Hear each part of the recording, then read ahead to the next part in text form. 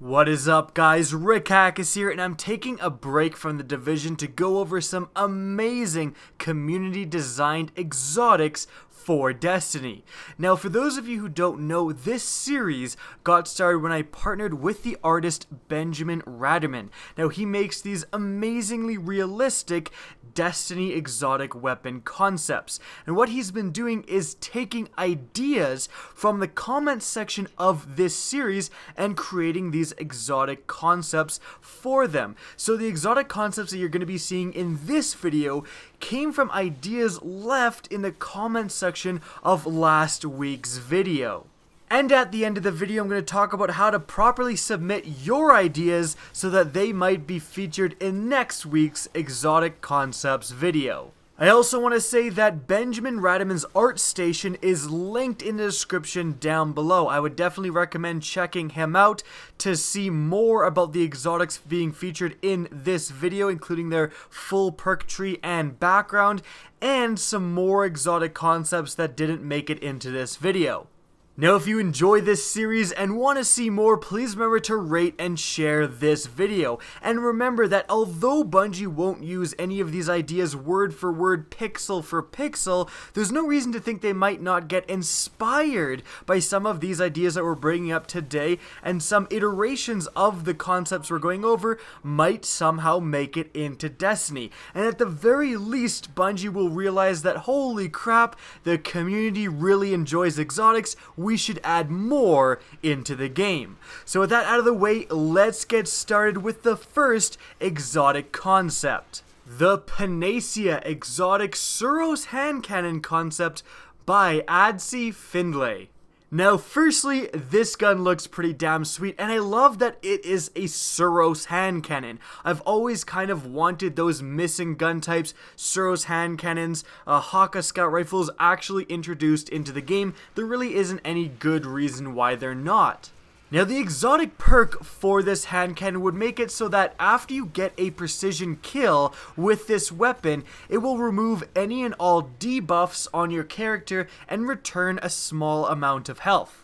Now, I actually really like this perk idea because it's actually incredibly balanced. Like, they could put this gun with this perk, I think, into the game tomorrow, and it wouldn't be incredibly overpowered. It would fit perfectly and be a useful addition in the game. And here's why I think so. Firstly, returning a small amount of health, less so than the Red Death, wouldn't be incredibly overpowered. The Red Death is pretty absurd because once you get a kill, it returns a massive chunk. It basically heals you entirely. This would be a lesser amount to that, and it would require a precision kill. It wouldn't just be any old kill.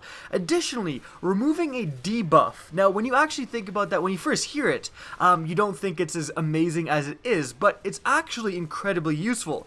Any debuff would kind of be something like you're burning. It would remove the fact that you're burning, so you get hit with a Warlock grenade, you're on fire, or you get meleeed by a Titan and you're on fire and you're going to die. If you manage to kill that enemy with a precision shot, you will no longer be on fire. That will go away and potentially save your life. Not potentially, it will save your life. The same goes for getting hit with a thorn. If you're being damaged over time by a thorn, you're going to be able to get a precision kill and make that effect go away. If you're getting slowed by a Night Stalker Hunter melee grenade, you can get a precision shot and that will go away. There is actually a bunch of different very useful debuffs that you can get rid of by killing the enemy with a precision shot that put that debuff on you in the first place.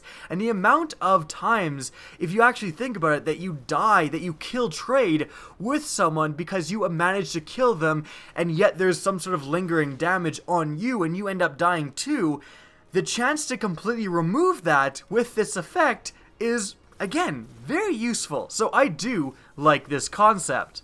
Now, the next exotic concept we're going over is the Windbreaker exotic scout rifle by Zach Shoot. Now, this crazy looking scout rifle would have the exotic perk that makes it so that it has constant ammo regeneration, but it removes the ability to reload. Now, that's a pretty crazy concept, and it kind of does sound overpowered at first. It has technically unlimited ammo. But if you think about it this way, if you encounter a few enemies and shoot away its, 20 round magazine, and now you're down to, let's say, 2 or 3 rounds, and your rounds are 2 or 3, 4, 5, 6, so they are slowly regenerating, but if you encounter a few more enemies and then you go down to 0, you're screwed. Your ammo regenerates at a slow enough pace that once you get dangerously low on ammo, if you encounter another enemy, running out of ammo and just being completely helpless is an actual scenario that you're going to have to face. So with this gun, it's a really interesting kind of play on, you have to be conservative when you use this gun. You're going to have to kind of stay in the background. You're going to have to choose your engagements, because if you kind of use this gun too vigorously and get low on ammo, it is a very dangerous thing. Again, on the other hand, you have unlimited ammo, and if there's enemies coming at a constant flow, you'll always be able to engage them. You'll never get caught reloading, and that is a very useful aspect. And not only for PvP, but in PvE as well, having a constant source of ammunition, you never have to worry about reloading. That's a very useful feature in PvE additionally. The next exotic concept we're going over is the Surgeon exotic auto rifle concept by ICTJ DJ the Swag Trooper. And first of all, we've got to say that name is the dankest name I've seen in a while. Secondly, the actual gun. Firstly, this gun looks pretty incredible. I love the design of this gun. I love the blood splatter on it. And it's all in white, the Surgeon. I think this is an amazing looking exotic concept. But now onto the exotic perk. And this is a pretty interesting one. So it's called Time to Operate. And what it does is killing an enemy with this weapon returns a portion of health to the user, or you can choose the perk the Surgeon, which makes it so that killing an enemy with this weapon gives a slight overshield to both yourself and any nearby allies. Now I'm just going to kind of put on my balancing shoes here and talk about how this gun could actually fit into the game. So I like the idea of having 2 different perks you can choose from. Time to Operate, which restores health to yourself only, or the Surgeon, which gives you and nearby allies an overshield. Now, I think the main thing is that overshield, we instantly think of a Sunsinger Warlock melee where they get a drastic overshield that really does protect them. But an overshield doesn't necessarily need to be the same strength every single time. You could have an overshield that only absorbs like 2 or 3 bullets, and that's where I see this being useful. So you can either choose to have it so that when you kill a target, it does return health to yourself at a, let's say, half as much as the Red Death. Or you can have a slight overshield. And again, this overshield is going to be relatively weak, only absorb, 2 or 3 bullets, but it's going to give it to yourself and nearby allies. So you can choose whether or not to benefit yourself, because the amount of health you'd be gaining would be more substantial than the size of your overshield, or you can kind of spread around that benefit to your allies, nearby allies as well. So it's kind of a really interesting dynamic of which you want to choose, just giving more of a bonus to yourself or giving a slight bonus to yourself and allies. And I think it's really interesting that you can choose between them, and I actually see people choosing different things depending on what they're playing. If they're playing a highly team-focused event, let's say if they're playing Control in PvP and they know they're going to bunch up around enemies near flag capture points, they're going to use the overshield one, the Surgeon. But if they're on their own, maybe if they're in a PvE activity like a strike, they're going to want to benefit themselves. They're going to choose Time to Operate in order to heal themselves in bigger chunks. So I do like the different choosing one over the other dynamic. I'm always in favor of those type of perks because I really think adding diversity to the game in terms of a choice really differentiates gameplay. The next exotic concept we're going over is the backwards compatibility exotic pulse rifle by Drawn Globe. Now this pulse rifle is very interesting. A few side notes: it comes with the passive perk Headseeker, and its recoil actually kicks downwards. Now this will all make sense when I say that the exotic perk is called Backwards, and what it does is shots increase body damage but reduce precision damage. So this gun is going to be doing more damage for getting body shots than it will be for getting headshots. Now I'm going to say right off the bat that the balancing factor for this gun would be that it can never do as much damage for a body shot as a normal pulse rifle in the same damage archetype can do for a headshot. So if you have a random legendary pulse rifle that's the same damage archetype, you get a headshot, let's say it does 30 damage. With this gun, when you get a body shot, the most it can ever do is, let's say, 28 or 29, but it can't do that exact 30, so it's always going to kill in maybe 1 or 2 less shots. And remember, this gun is going to be doing less damage for a headshot, so it's not like you can just choose to go for the head sometimes. If you do that, you're only going to be doing, let's say, 23 damage for a headshot and then 27, 28 damage for a body shot. So you're giving up a portion of your power and your time to kill in order to be drastically more consistent. I actually like this idea, making it so that, yes, you're not going to kill as fast as, let's say, a normal pulse rifle landing all headshots. So if you're versing a talented player who is, you're fighting each other at the same time, you have this gun, he has a pulse rifle of the same archetype, he's getting headshots, you're getting body shots, he's going to kill you first. However, if he misses, and you're less likely to miss because you have to aim for the body, which is a bigger target, that changes things. I just like how this is a totally different take on the guns we're used to in Destiny. There's nothing like this. Nothing in the game really rewards you for getting body shots over headshots. It's just a totally different concept that we haven't yet seen, and I think it's a really cool idea. Now I've saved the craziest ideas for last. Now the first one is a legendary concept, but it is the Spitter legendary Flamethrower concept by Blue Jay. Now, I've always been a fan of adding new gun types into Destiny, and something that comes up often when you start this discussion and you're talking about heavies, for example, a lot of people do mention, hey, what about a flamethrower? And if you think about it, they could totally put a flamethrower into the game, kind of a closer range, widespread and constant damaging weapon that would also potentially damage the ground as well and create an area of effect lingering damage. Now, the idea for this weapon in particular is the fact that it would use not heavy ammo, not super ammo, not any ammo that we know of actually right now, but this weapon would actually use as its ammunition your superpower. So your charged super, like let's say your super is halfway charged, it would use that up when you're shooting this gun. So you would eliminate that all the way back down to 0, and you'd have to start charging your super from the very beginning again.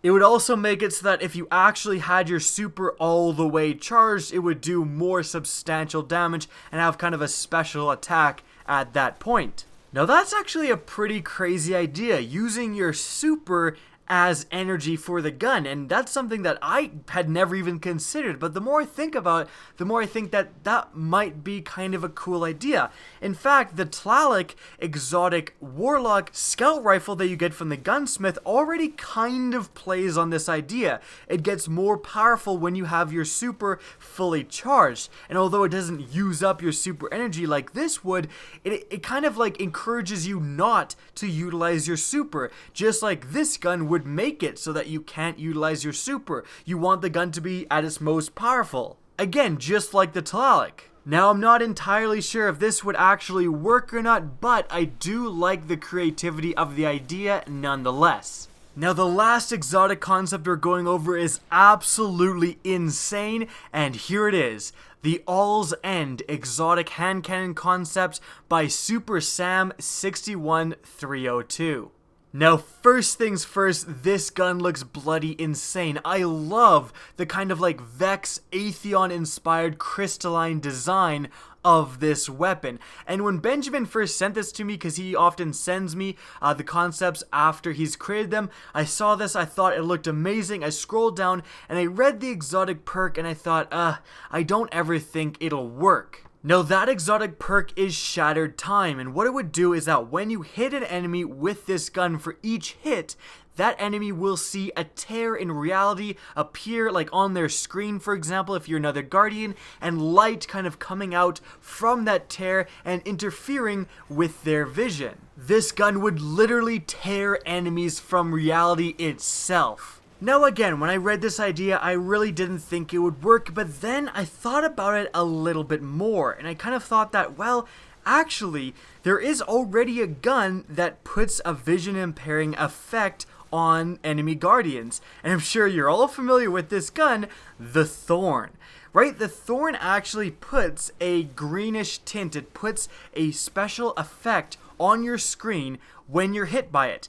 Why couldn't the same principle be used for a gun like this, where every time you get hit, a little crack would appear on your screen and light would kind of shine out of it and slightly impair your vision. So the more you get hit once, it's kind of annoying. Twice, it starts to get a little serious. 3 times, you're going to be legitimately impaired with your vision. You're going to have a hard time fighting back at this point.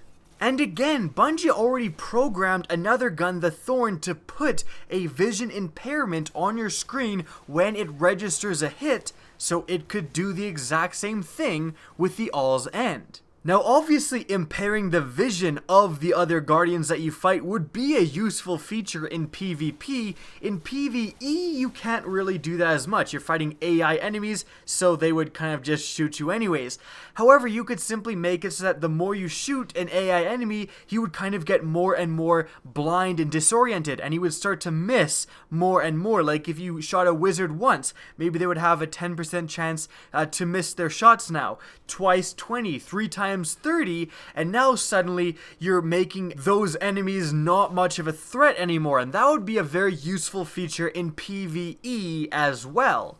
So again, crazy idea at first, but the more I thought about it, the more I like it. So that's going to be it for this week's exotic concepts. Now, if you want to submit your idea and hopefully get chosen for next week's exotic concepts video, what you need to do is reply to one of the threads that I've posted down below. So I'll make a comment in the comment section down below, and it'll be saying reply to this comment with your idea, and it'll give the proper format at which you should reply with your idea. From there, Benjamin will be looking in those threads and he will pick the ones that he likes to make the concepts for, and then I'll pick the concepts that I like to be featured in next week's video.